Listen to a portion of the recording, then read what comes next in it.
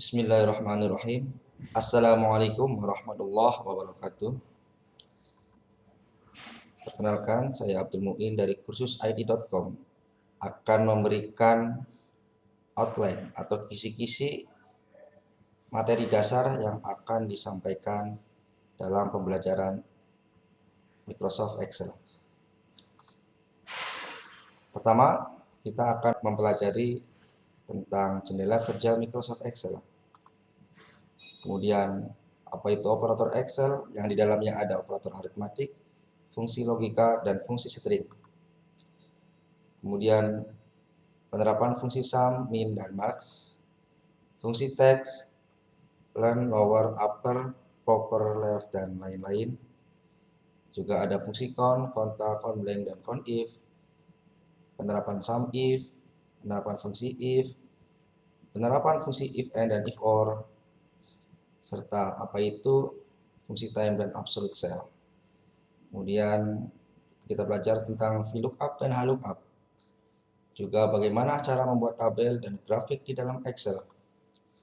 Juga kita mempelajari conditional format, pivot table, dan yang terakhir yaitu drop down list. Dari ke-14 materi ini, apabila kita bisa menguasai, maka cukup bagi kita yang sudah menguasai Excel dasar. Baik, kita langsung contoh simulasi pada lembar kerja Excel yang sesungguhnya. Ini adalah lembar kerja Excel. Sebagaimana tadi dalam outline bahwa apa itu jendela Microsoft Excel, ya seperti ini. Tidak beda jauh dengan materi sebelumnya yaitu Microsoft Word, yang di dalamnya ada menu-menu bar beserta icon-iconnya. Ya, yang menjadi ciri khas Excel itu adalah adanya kolom A, B, C, dan seterusnya. Juga ada baris 1, 2, 3, dan seterusnya. Nah, pertemuan antar baris ini kita sebut sel. Misalnya ini kita sebut B2. Sel B2. Nah, di dalam Excel juga ada yang namanya lembar-lembar kerja. Ini kita sebut bahwa sheet. Sheet ya, sheet 1, sheet 2, dan seterusnya. Kita masuk ke apa itu operator aritmatik. Jadi di dalam Excel itu kita menyajikan rumus-rumus fungsi bagaimana cara menyelesaikan soal-soal matematika, perhitungan ya. Seperti apa itu pangkat, kali, bagi, penjumlahan, pengurangan, dan persentase. Misal kita memiliki sebuah data ya. Data pertama dan ini data kedua, bahwa ketika sel E7 kita pangkatkan dengan sel F7 yang isinya 2 pangkat 3, ketika menggunakan fungsi aritmatik operator pangkat maka akan menghasilkan 8. Begitupun seterusnya. Kemudian ada namanya operator logika, yaitu sebuah logika yang menghasilkan benar atau salah. Ketika logika itu mengandung pernyataan yang benar, maka bernilai true. Namun apabila logika itu salah, maka bernilai false. Ya, operator yang biasa digunakan yaitu sama dengan, tidak sama dengan, lebih kecil, lebih besar, lebih kecil sama dengan, lebih besar sama dengan, operator logika NOT, operator logika AND, dan operator logika OR. Ya. Misal adalah kita memiliki data. Ya, data pertama itu sel yang berisi angka 7, kemudian angka yang kedua itu sel yang berisi angka 8. Ketika kita masukkan operator logika bahwa ini angka 7 ini lebih besar sama dengan 8. Nah, jadi operator logika yang dipakai adalah lebih besar sama dengan 8. 7 lebih besar sama dengan 8, maka hasilnya yaitu false. Ya. Begitupun ada operator logika NOT yang hasilnya apabila pernyataan itu betul, maka hasilnya false. Apabila pernyataan itu false, maka hasilnya true. Dan selanjutnya yaitu ada logika AND, di mana sebuah pernyataan akan bernilai true apabila dua pernyataan ini mengandung nilai benar semuanya. Kemudian operator logika OR yaitu akan menghasilkan nilai true apabila salah satu dari pernyataan 1 dan pernyataan 2 ini menghasilkan nilai yang benar. Namun apabila dua-duanya salah, maka akan menghasilkan false. Kemudian kita mengetahui apa itu operator string. Ini yang biasa dipakai adalah dan, yaitu untuk menggabungkan. Ya, untuk menggabungkan isi dari sel 1 dengan sel 2 ya. Ini hanya untuk menggabungkan, bukan menjumlahkan. Misal sel pertama berisi 4 dan sel kedua berisi 5, maka jika digabungkan yaitu 4 dan 5 menghasilkan 45. Misal lagi, sel pertama berisi Joko, sel kedua Tingkir. Jika digabungkan menggunakan fungsi string dan spasi, maka akan menghasilkan Joko Tingkir. Itu materi kita yang kedua. Selanjutnya materi yang ketiga yaitu kita akan mempelajari fungsi sum, max, dan min. Misal kita memiliki sebuah tabel, isinya adalah produk, kuantiti, dan harga satuan. Untuk memperoleh jumlah harga hanya tinggal mengalihkan jumlah barang dengan harga satuan. Begitupun diskon yaitu menggunakan fungsi aritmatik persen. Selanjutnya totalnya yaitu jumlah harga dikurangi diskon. Nah, karena ini memiliki rumus yang sama, maka ke bawahnya tinggal copy paste. Dari tabel ini kita bisa mengetahui total pembayaran hanya dengan menggunakan rumus sum. Kemudian untuk mencari nilai tertinggi gunakan rumus max, dan untuk mencari nilai terendah gunakan rumus min. Selanjutnya yaitu kita belajar tentang fungsi teks yang di dalamnya ada len, lower, upper, proper, left, mid, right, concatenate, dan replace. Misal kita memiliki data di kolom B dan di kolom C. Apabila kita hendak menggabungkan isi dari sel B4 dan C4, kita menggunakan rumus dan. Begitupun berapa nilai karakter yang terkandung, nilai karakter yang ada di dalam sel D4 menggunakan rumus dan. Dan ini bagaimana cara kita mengecilkan semua huruf, membuat huruf menjadi kapital semua, maupun bagaimana cara membuat hanya kapital saja di awal kata. Nah, kemudian kita juga bisa mencari karakter yang kita butuhkan berdasarkan string left, mid, dan right. Selanjutnya yaitu bagaimana menggunakan concatenate, yaitu menggabungkan isi sel yang jumlahnya lebih dari 2 sel atau banyak. Kemudian materi selanjutnya yaitu kita mempelajari fungsi count, conta, countBlank, dan countif. Misal kita memiliki sebuah data seperti berikut. Ya, ada nilai teori dan ada nilai praktek. Namun tidak semuanya terisi atau mengikuti ujian teori maupun ujian praktek. Dari sini kita bisa mengetahui berapa jumlah peserta laki-laki berdasarkan jenis kolom ini, laki-laki, juga berapa peserta perempuan, dan berapa peserta yang belum mengikuti ujian praktek, ya. Atau mencari sel yang kosong di antara range yang kita cari. Kemudian kita juga mempelajari fungsi SUMIF, yaitu bagaimana cara kita menjumlahkan nilai yang memiliki kriteria yang sama. Misal dari tabel ini kita ingin menjumlahkan berapa barang yang terjumlah dengan kode barang yaitu monitor atau kita sebut MT ya.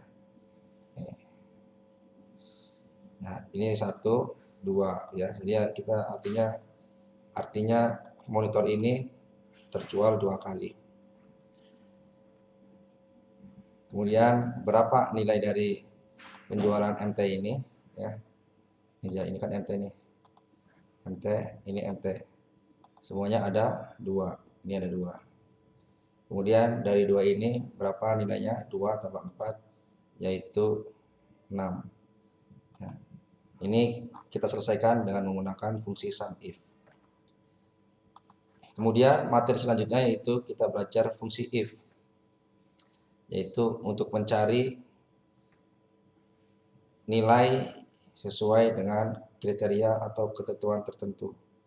Misal, kita memiliki tabel yang berisi kode buku atau kode peminjaman. Nah, dari sini kita bisa mencari bahwa kolom J jenis buku ini berdasarkan kolom kode buku. Apabila BIG maka bahasa Inggris. Apabila MTK maka matematika. Nah, ini kita selesaikan dengan menggunakan fungsi if. Kemudian ada if and dan ada if or ya. Fungsi if and ini yaitu akan menghasilkan nilai yang kita tentukan apabila dua kriteria itu terpenuhi dua-duanya.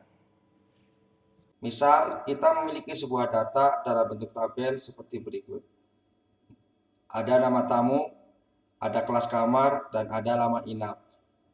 Dari sini ada ketentuan bahwa yang akan mendapatkan diskon adalah mereka yang tinggal di VIP dan lama inap lebih dari sama dengan 7 hari.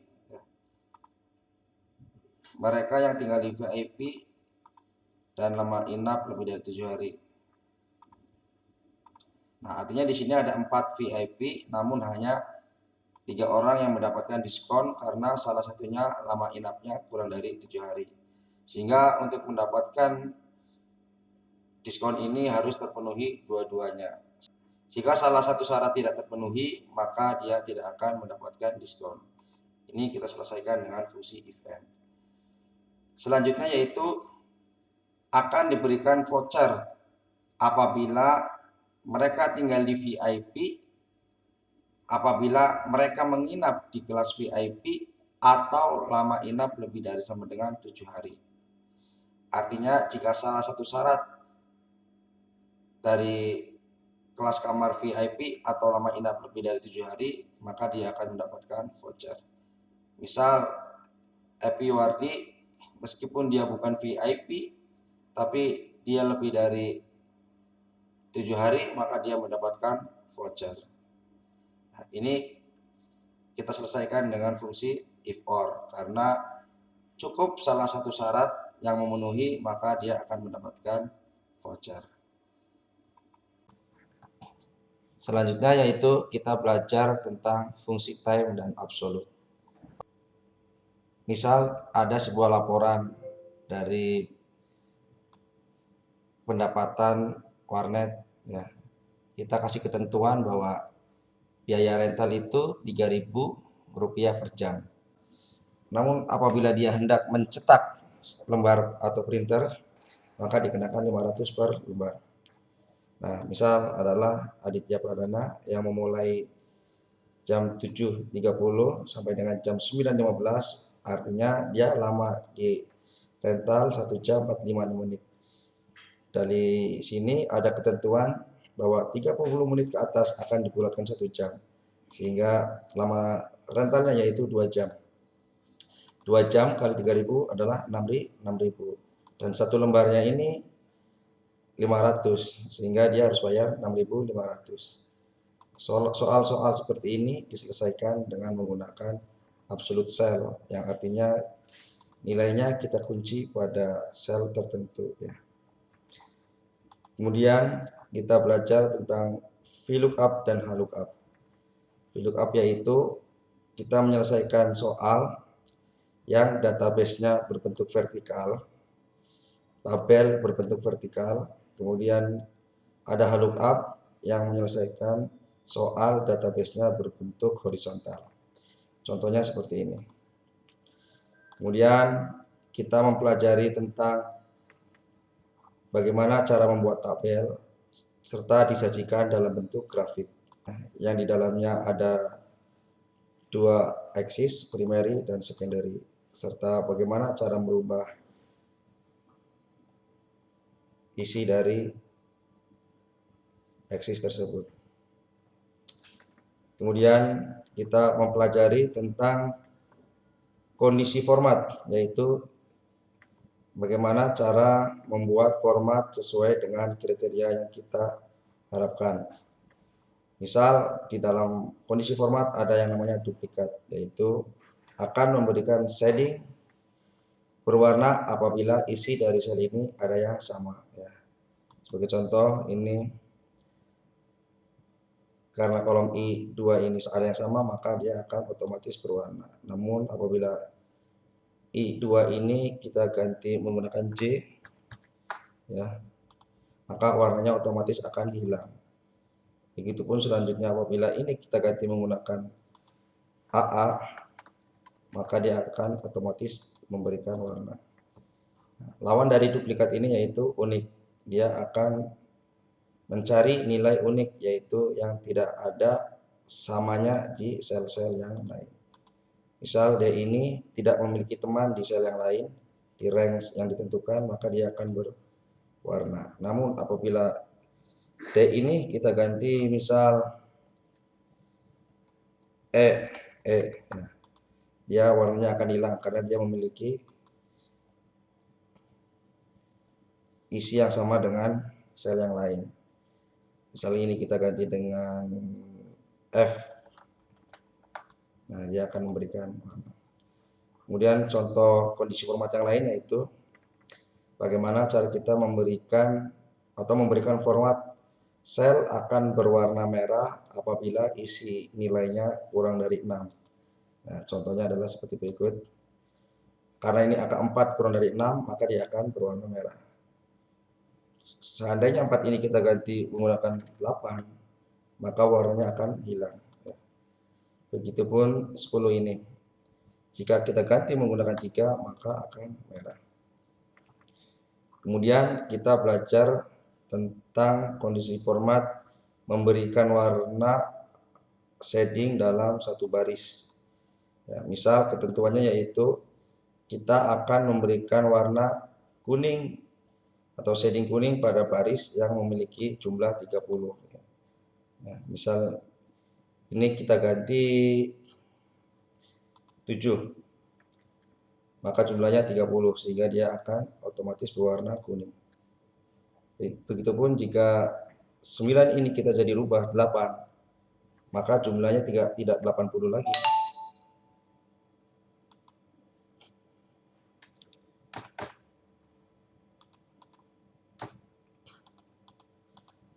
Begitupun jika seandainya sel angka 9 ini kita ganti 8, maka jumlahnya tidak 30 lagi sehingga dia tidak akan berwarna kuning. Ini adalah kondisi format. Kemudian kondisi format selanjutnya yaitu contohnya kita akan memberikan garis pada semua baris yang memiliki nilai ulangan 10. Nah, jika ada nilai 10 di antara kolom matematika, bahasa Indonesia, bahasa Inggris ataupun praktek, dia akan terotomatis shading hijau. Misal nilai 8 ini kita ganti 10. Artinya Aditya Pradana ini memiliki nilai salah satu 10, maka dia akan otomatis tershading hijau. Begitupun Desi Ratna ini ketika 10-nya kita ganti 9, artinya dia tidak memiliki nilai 10, maka shadingnya akan hilang. Ini adalah contoh menyelesaikan soal conditional format. Selanjutnya yaitu kita belajar tentang pivot table. Pivot table itu sederhananya gini. kita memiliki data yang begitu banyak dan panjang. Bagaimana cara database ini yang banyak dan panjang kita tampilkan dalam bentuk simpel dan sederhana dengan menggunakan pivot table. Dari pivot table ini kita bisa juga dibuat grafik. Pivot table adanya di insert nih. Ini ketika kita letakkan kursor di area tabel yang ingin kita buat pivot, maka cukup dengan insert pivot tabel dan selanjutnya maka jadilah tabel pivot. Kemudian materi yang terakhir yaitu kita akan belajar drop down list. Misal ada sebuah kuesioner atau soal, ini contoh ada kita suruh mengisi namanya kita bebas, custom. Kemudian jenis laki-laki ini kita batasi sesuai ketentuan, hanya ada laki-laki dan perempuan, maka gunakan drop down list biasa. Jadi tidak ada yang mengisi di luar laki-laki dan perempuan. Nah, kemudian kita contoh ada provinsi. Nah, kita memiliki database 3 provinsi, Jawa Tengah, Jawa Barat, dan Jakarta. Maka asal provinsi hanya dibatasi 3 provinsi ini, Jawa Tengah, Jawa Barat, dan Jakarta. Nah, untuk mengisi kabupaten, dia akan menyesuaikan dengan asal provinsi. Misal kita pilih Jawa Barat, maka yang akan muncul adalah pilihan Jawa Barat, Bandung, Bekasi, Karawang, Indramayu, dan Depok. Ini kita sebut drop down list bertingkat. Namun ternyata di dalam perjalanan ada sebuah database yang perlu kita update. Misal, yaitu di Jawa Barat ini kita tambah Kabupaten Subang. Nah, jika kita menggunakan drop down list bertingkat biasa, maka Subang ini tidak akan masuk. Ini drop down list biasa. Drop down list bertingkat biasa, dia Subang ini tidak akan ikut terupdate. Nah, oleh karena itu kita selesaikan dengan drop down list bertingkat dan dinamis. Jadi Subang ini akan muncul. Kalaupun kita di sini tambah lagi dengan Cirebon, maka isian listnya akan muncul Cirebon. Nah, ini kita sebut dengan drop down list bertingkat dan dinamis. Demikian yang bisa saya sampaikan tentang target materi pembelajaran Microsoft Excel pada kursus it.com. Mari saya pribadi beserta kursus it.com mengajak teman-teman untuk bisa belajar bareng tentang Microsoft Office, khususnya Excel.